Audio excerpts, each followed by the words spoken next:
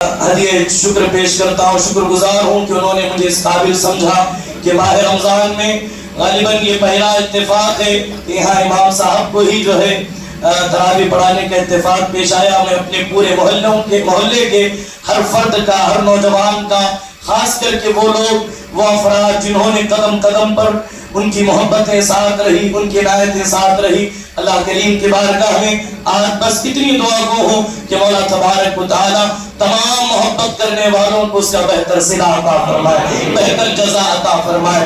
رفیقان گرامی، حضرت شیخ سعدی شیرازی فرماتے ہیں اگر ہما شبہ شب قدر بودم تو شب قدر بے قدر بودم، اگر تمام رات سال کے 365 دن اگر شب قدر ہو جاتی تو ہر چیز کی طرح شب قدر بھی بے قدر ہو جاتی۔ تو شب قدر قدر والی رات ہے، شب قدر عظمتوں والی رات ہے، شب قدر جو ہے عنایتوں والی رات ہے، شب قدر اللہ کی رحمتوں کی نزول والی رات ہے۔ اسی لیے تو اللہ فرماتا ہے انا انزلناہ فی لیلۃ القدر وما ادراک ما لیلۃ القدر۔ اللہ اکبر۔ قرآن مجید میں اللہ فرماتا ہے یہ وہ مقدس رات ہے جس میں ہم نے اپنا کلام قرآن مجید نازل فرمایا۔ عزیزان گرامی، اللہ کے رسول صلی اللہ علیہ وآلہ وسلم شب قدر کے حوالے سے ارشاد فرماتے ہیں، صحیح بخاری حدیث نمبر 1901 کی حدیث ہے، آقا کونین علیہ السلام نے فرمایا جو شخص شب قدر میں ایمان کے ساتھ، ایمان اور احتساب کے ساتھ قیام کرتا ہے، اللہ کے حضور حاضر ہوتا ہے، اپنے گناہوں پر نادم ہوتا ہے، اپنے گناہوں پر پچھتاوے کا اظہار کرتا ہے، اور اللہ کے حضور سجدہ بسوط جو ہے، اللہ کے حضور جو ہے جو سجدہ ریز ہو جاتا ہے، اللہ اس رات کی برکت سے اس کے پچھلے تمام گناہوں کو بخش دیتا ہے۔ یہ بخشش و نجات والی رات ہے، اور قرآن فرماتا ہے لیلۃ القدر خیر من الف شہر، یہ رات 1000 مہینوں سے بہتر ہے، یہ رات 1000 مہینوں کی عبادت سے بہتر ہے۔ ایک بندہ 1000 مہینے میں جو عبادت کر رہا ہے جو غیر شب قدر میں، اگر وہی بندہ شب قدر میں عبادت کرتا ہے تو اللہ اس رات کی برکت سے اسے 1000 مہینے کی راتوں کی عبادت کا ثواب عطا فرماتا ہے۔ کہا گیا کہ شب قدر کی عبادت جو کہ 1000 سال 1000 مہینوں کے برابر قرار دی گئی، جو تقریباً 83 سال 4 مہینے بنتی ہے۔ اگر آدمی پوری رات اگر عبادت میں گزار دیتا ہے، ذکر اللہ میں گزار دیتا ہے، قرآن مجید کی تلاوت میں گزار دیتا ہے، تو اللہ اسے 83 سال کی عبادت کا ثواب عطا فرماتا ہے۔ تو ایک رات عبادت کر کے ہم اپنے نامہ اعمال میں بے شمار نیکیوں کا خزانہ اکٹھا کر سکتے ہیں۔ مجھے امید ہے ہر فرد، ہر نوجوان، ہر بچہ، ہر بڑا جو ہے اس رات کو غنیمت جان کر اس میں کثرت کے ساتھ توبہ و استغفار کریں گے نا انشاءاللہ، زیادہ سے زیادہ اللہ کے حضور گڑ گڑائیں گے، پوری امت کے لیے، خصوصاً اہل فلسطین کے لیے، غزہ کے لیے، اور عراق جہاں جہاں مسلمان پریشان ہیں ان کے لیے خصوصاً اللہ کے حضور دعا کریں گے۔ اس لیے کہ اس سورہ کریمہ میں اللہ فرماتا ہے کہ جس طرح انسانوں کی 2 عیدیں ہیں اسی طرح فرشتوں کی بھی عید ہوتی ہے، فرشتوں کی بھی 2 عیدیں ہیں۔ رسول کائنات علیہ السلام نے فرمایا، پوچھا یا رسول اللہ ان کی 2 عیدیں کون سی ہیں؟ مسلمانوں کی عیدیں عید الاضحیٰ ہے اور عید الفطر ہے، اور پوچھا گیا ان کی 2 عیدیں کون سی ہے؟ کہا گیا ایک شب قدر اور دوسرا شب برات۔ یہ ملائکہ کی عیدیں ہیں۔ اللہ تبارک و تعالیٰ کے حضور فرشتے ہر دن یہ دعا کرتے ہیں، مولا ہمیں اجازت دے ہم روئے زمین پر جائیں، ان سے ہم مصافحہ کریں، ان سے ہم ملاقات کریں جو ہم سے بہتر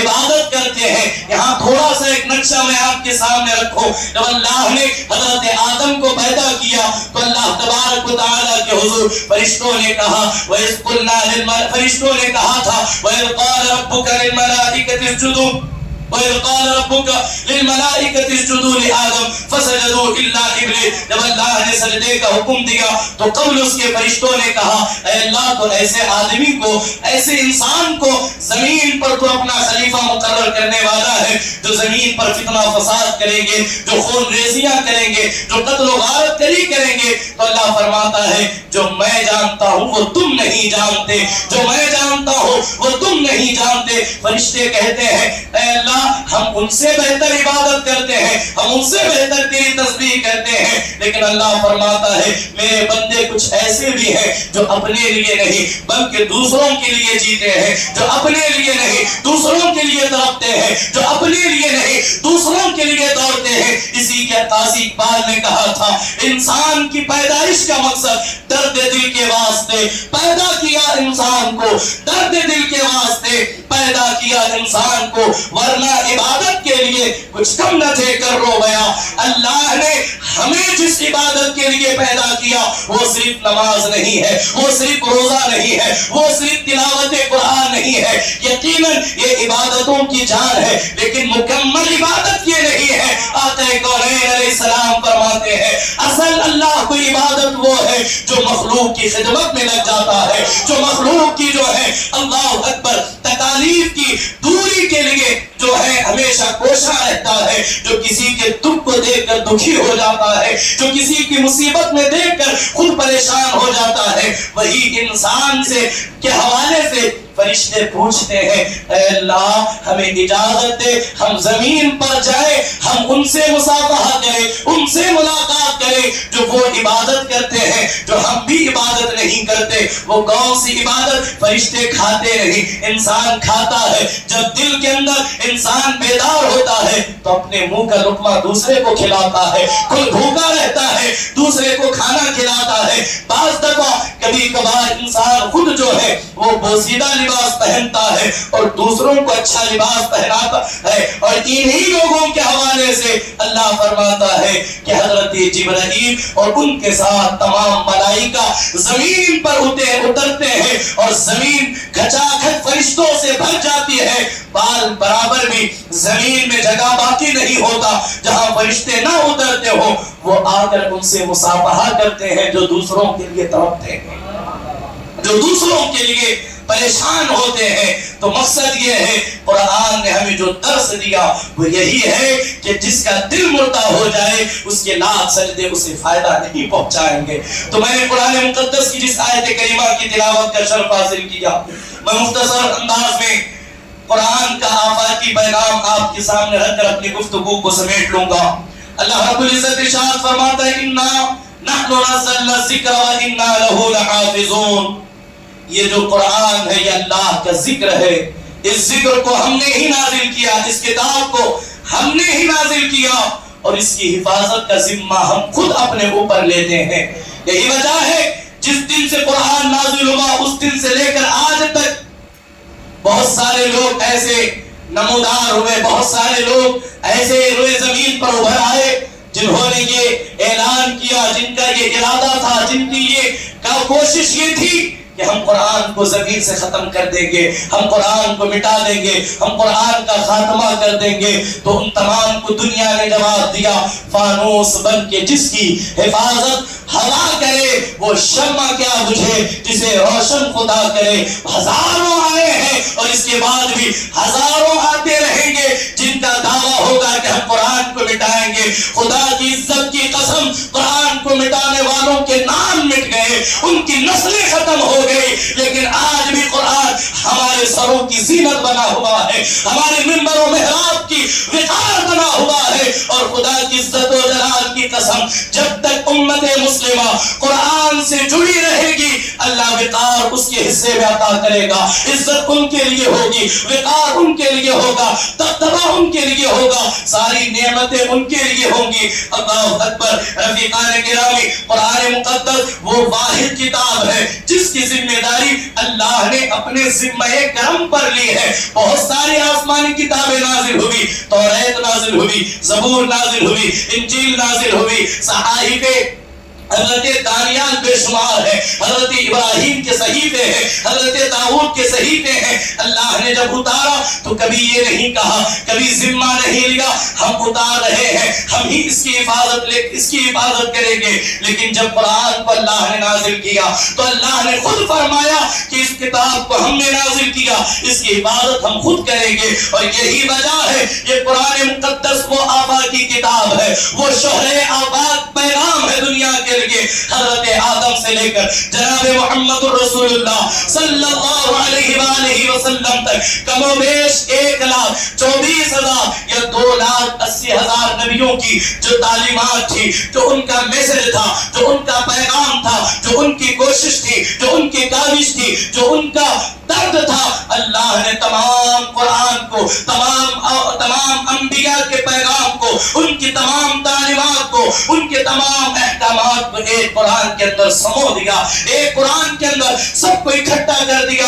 اور اس قرآن کو ہر کتاب سے افضل و اعلیٰ قرار دیا گیا۔ اس کتاب کو اللہ نے کائنات کی ہر کتاب پر عظمت عطا فرمائی اور ہر کتاب پر اللہ نے اسے فوقیت عطا فرمائی۔ یہی وجہ ہے رفیقان گرامی، اللہ رب العزت نے قرآن مجید میں جہاں بجا اپنے بندوں کی ہدایت کے لیے، اپنے بندوں کی تربیت کے لیے، اپنے بندوں کی رہنمائی کے لیے بے شمار اللہ نے احکامات نازل فرمائے تاکہ اس کے بندے سنور جائے، تاکہ اس کے بندے جو ہیں اللہ کا قرب پالے۔ لیکن بدقسمتی کے ساتھ آج قرآن کا حال ہمارے معاشرے میں وہ ہو چکا ہے، اس زمانے میں جو آج سے پہلے ایسا حال کبھی نہیں ہوا تھا۔ ہمارے یہاں قرآن کی اللہ اکبر، آج قرآن کا مقام مسلمانوں کے نزدیک کیا رہ گیا ہے؟ ذرا اپنے دل پر ہاتھ رکھیں، قرآن کو تصورات میں لائیں اور لا کر کے ہر انسان ذرا تصور کرے کہ ہم نے قرآن کو کتنی اہمیت دی ہے، ہم نے قرآن کو کتنا پڑھا ہے، ہم نے قرآن کو کتنا سمجھا ہے۔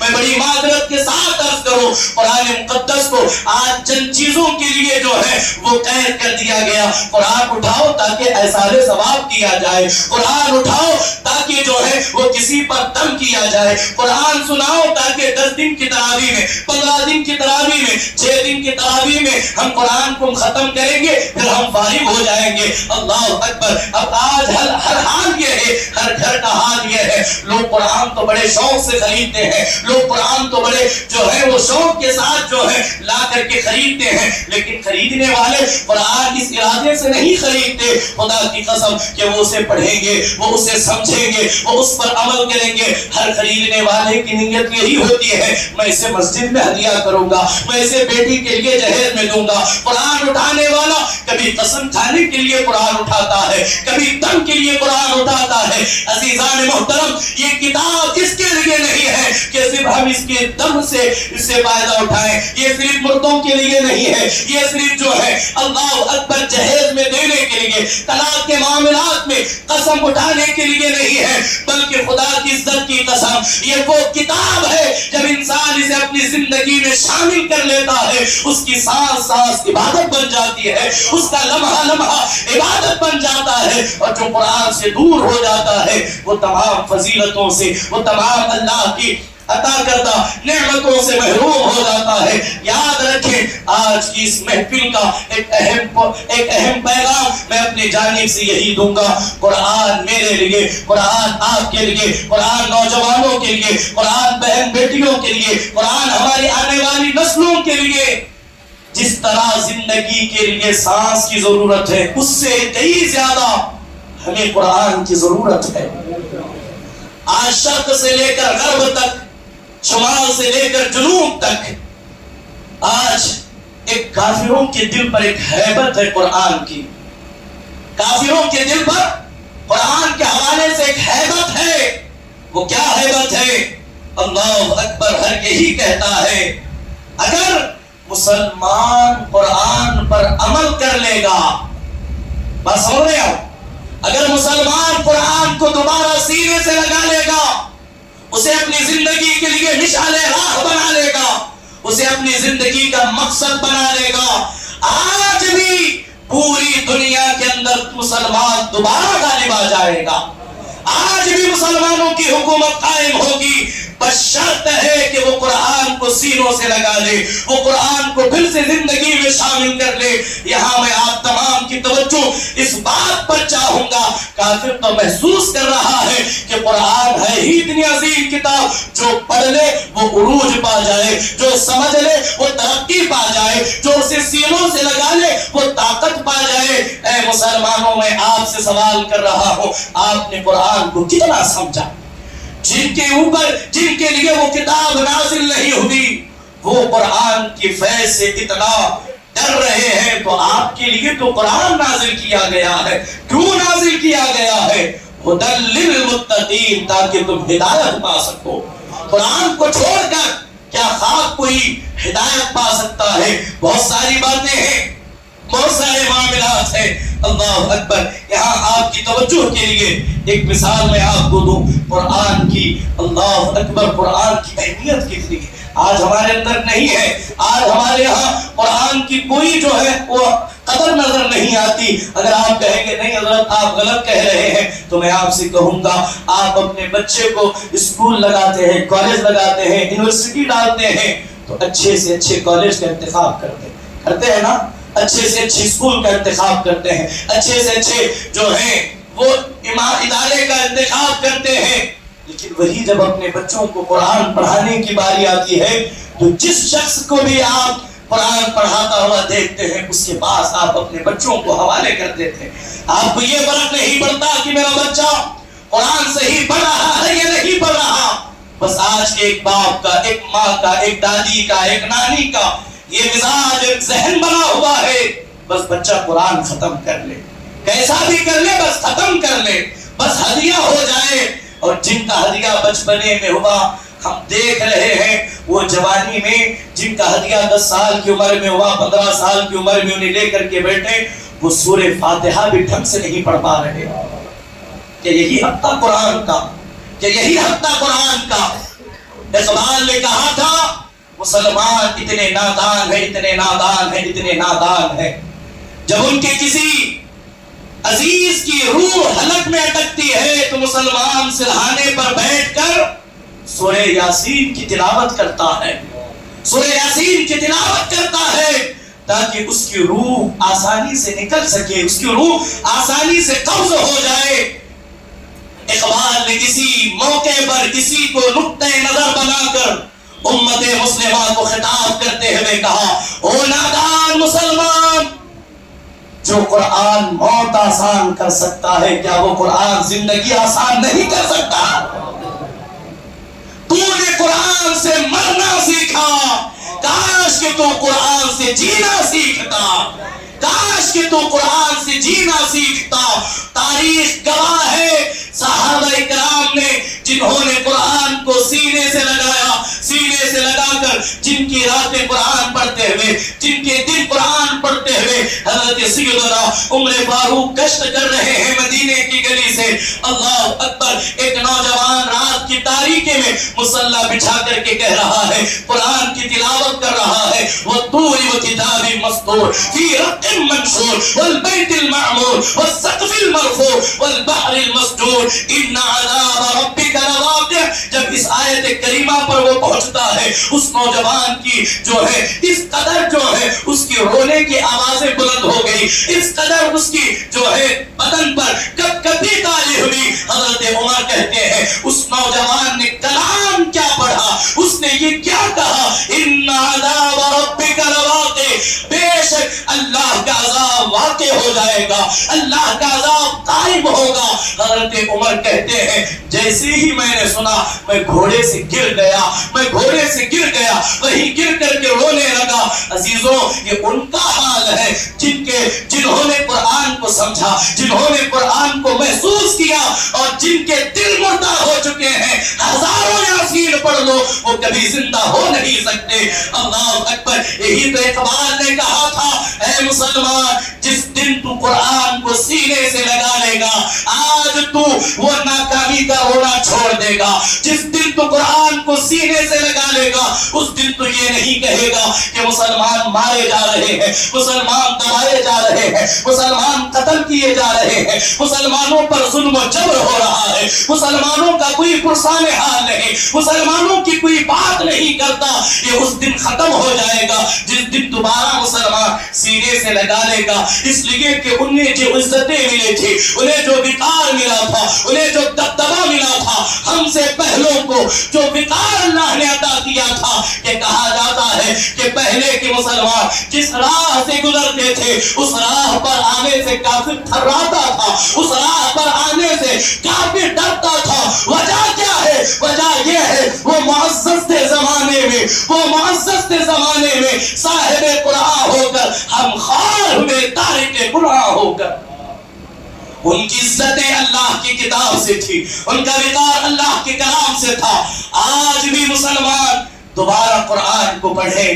قرآن کیا کون سی کتاب ہے؟ قرآن وہ ہے جو سخت دلوں کو نرم کر دیتی ہے، جو سخت دلوں کو موم کی طرح پگھلنے پر مجبور کر دیتی ہے۔ بات ذہن کے حاشیے میں آئی، آج ہر نوجوان، آج ہر بڑا، ہر بچہ، ہر شخص جو ہے وہ اتنے سخت ہو چکے ہیں، بڑوں کو چھوٹوں پر شفقت کرنا نہیں آیا، چھوٹوں کو بڑوں کا ادب کرنا نہیں آیا۔ اگر کوئی کسی کو نصیحت کرتا ہے تو اتنا تلخ لہجہ اختیار کیا جاتا ہے، الیاذ باللہ۔ جب ہم نے قرآن کو پڑھا، قرآن کا جو درمیانی حصہ ہے، جو قرآن کا سینٹر پوائنٹ ہے، اللہ نے قرآن کا جو پیغام مسلمانوں کو دیا، آج بھی آپ قرآن اٹھا کر کے پڑھیں، اٹھا کر کے کھولیں، 15واں پارہ سورہ کہف، اس کی دوسرا صفحہ آپ کھولیں، ایک لفظ ہوگا جو پورے قرآن کے لفظوں سے الگ ہوگا۔ یعنی عام ہر لفظ جو ہے، ہر آیت چھوٹے سائز کی ہوگی، وہ آیت جو قرآن کا سینٹر پوائنٹ جسے کہا گیا، ایک دم درمیانی حصہ جسے کہا گیا، وہ بڑے بڑے حروفوں میں لکھا گیا ہر قرآن میں۔ اس کا مطلب کیا ہے؟ اللہ کہتا ہے وَلْيَتَلَطَّفْ، جب بات کرو تو نرمی سے بات کرو۔ قرآن کا شہر آفاق پیغام یہی ہے، جب بات کرو تو نرمی سے بات کرو۔ آج ہم کتنے نرم گفتگو کے ہم جو ہے، ہماری مزاج ہے، ہماری طبیعت ہے۔ الیاذ باللہ، اپنے اندر نرمی پیدا کرو۔ دل اگر سخت ہو چکا ہے، دل اگر بہت زیادہ وہ گناہوں کی وجہ سے، وہ دوسرے معاملات کی وجہ سے دل ایک دم مردہ ہو چکا ہے، تو آؤ آج بھی اللہ کا کلام دلوں کو زندگی بخشتا ہے۔ آج بھی دل جو کسی کی تقریر سن کر، کسی کا بیان سن کر جو دل نہیں روتے، جو دل نہیں دہلتے، آج بھی وہ قرآن سن کر کے دہل جاتے۔ ملکہ وکٹوریا کا آپ نے نام سنا ہوگا، ملکہ وکٹوریا جس نے دنیا کے 5ویں حصے پر حکمرانی کی۔ ملکہ وکٹوریا کا ایک بہت عزیز اس کا ایک اتالیق تھا جس کا نام وزیر اعظم لارڈ میلورون تھا، جس کا کام یہ تھا وہ دنیا کی بڑی سے بڑی کتاب کو وہ پڑھ گیا، وہ کئی تواریخ کا مطالعہ کر گیا، وہ کئی ملکوں کی جو ہے وہ بنیادوں کو وہ پڑھ گیا، کئی اس کی ہمیشہ اس کا کام یہ تھا کہ وہ اسٹڈی کرتا رہتا تھا، وہ مطالعہ کرتا رہتا تھا۔ ایک دن ملکہ وکٹوریا کے ساتھ چائے ہونے لگی، چائے پر اس نے بیٹھا تو ملکہ وکٹوریا نے پوچھا، تم نے کئی تواریخ پڑھی، توجہ سے سماعت کیجئے گا، توجہ سے سماعت کیجئے گا۔ آج کی میری تقریر کا جو لب لباب ہے اسی ایک جملے میں ہے، اگر آپ سمجھ لیں گے تو میں اپنی گفتگو کو سمیٹ لوں گا، نہیں سمجھے تو پھر مزید بولنا پڑے گا۔ ملکہ وکٹوریا نے پوچھا، تم نے کئی کتابیں پڑھی، کئی ملکوں کو دیکھا، کئی سفر تم نے کیے، مجھے بتاؤ ان تمام کتابوں میں، ان تمام ہسٹریز میں، ان تمام ناولوں میں، تمام ملکوں میں تمہیں کیا عجیب لگا؟ وہ کون سی چیز تھی جو تیری عقل کو دنگ کر گئی، جو تجھے سوچنے پر مجبور کر گئی؟ تو اس شخص نے کہا جو ملکہ وکٹوریا کا تالیق تھا، اس نے کہا، ملکہ وکٹوریا بس آج بھی میں اس بات میں مجھے حیرت ہوتی ہے کہ وہ قوم جس کا کوئی نام و نشان نہیں تھا، وہ قوم جس کے نبی کو ان کے آنے سے پہلے بظاہر کوئی جانتا نہیں تھا، آخر وہ قوم دنیا میں آئی، آنے کے بعد اس قوم نے بہت کم وقت میں پوری دنیا پر اس نے اپنی حکومت جما دی، اپنی طاقت کا سکہ منوایا۔ اس نے یہ جملہ کہا تھا، میں مسلمانوں کے عروج سے ششدادہ ہوں، میں مسلمانوں کی ترقی کو دیکھ کر حیرت زدہ ہوں۔ اب ملکہ وکٹوریہ نے پوچھا، جب تم نے مسلمانوں کی ترقی دیکھی ہے تو اس ترقی کا راز کیا ہے وہ بھی بتاؤ۔ تو اس نے کہا، جس زمانے میں محمد عربی تشریف لائے، جن کے اندر تشریف لائے، اس قوم کا حال یہ تھا، وہ نمک اور کافور میں فرق نہیں کر پاتی تھی۔ جس کتاب کو وہ لے کر کے آئے، اس کتاب کو جب انہوں نے پڑھا، وہ دنیا کی تمام قوموں میں عروج پا گئے۔ جہاں طاقتور لوگ تھے، ان تمام طاقتور لوگوں میں اللہ نے انہیں بہترین طاقت عطا فرمائی۔ یعنی کہ غیر کہہ رہا ہے، نان مسلم کہہ رہا ہے، غیر مسلم کہہ رہا ہے، مسلمانوں کی طاقت کا راز دو ہی چیزیں ہیں، ایک اسلام، دوسرا پیغمبر اسلام۔ کہاں آج مسلمان بھٹک رہے تھے؟ نہ پیغمبر اسلام سے کوئی واسطہ آج مسلمانوں کا بڑی معذرت کے ساتھ، نہ ہی اسلام سے کوئی۔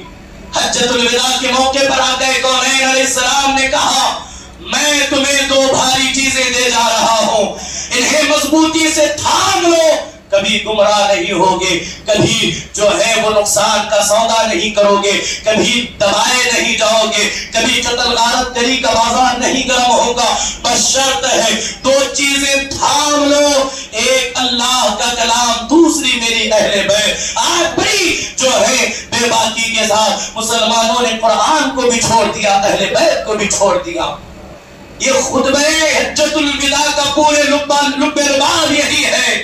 آقا کونین نے کہا، قرآن سے اپنے رشتے کو مضبوط کرو، قرآن ہر راستہ تمہیں دکھائے گا، قرآن تمہیں نرم بھی بنائے گا، قرآن تمہیں رونا بھی سکھائے گا۔ جب تم رونے لگو نا، جب تم غمگین ہو جاؤ، جب پریشان ہو جاؤ نا، قرآن یہ کہہ کر کے تمہیں تسلی دے گا، لا تقنطوا من رحمت اللہ، گھبراؤ نہیں، اللہ کی رحمت بڑی ہے۔ یہ قرآن ہے، جو قرآن پڑھتا ہے وہ قرآن کے فیض سے مستفیض ہوتا ہے۔ اخیر میں آپ تمام سے ہی عرض کروں گا، قرآن مقدس کو اپنے گھروں کے لیے ایک بہترین کتاب، اور اس کے اب اسے اپنے گھروں کے لیے ایک لاہ عمل بنا کر کے چلے۔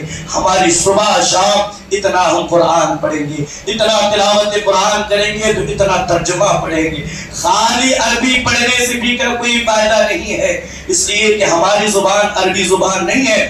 آپ قرآن پڑھیں تو کم سے کم ایک رکوع یا چند سطریں، 2-3 لائن قرآن کو ترجمے کے ساتھ ضرور پڑھیں، تبھی تو پتا چلے گا نا آخر قرآن ہم سے کہہ کیا رہا ہے، ہم سے کیا چاہ رہا ہے۔ تو مجھے امید ہے آپ ان باتوں پر، ان معروضات پر عمل کریں گے نا انشاءاللہ۔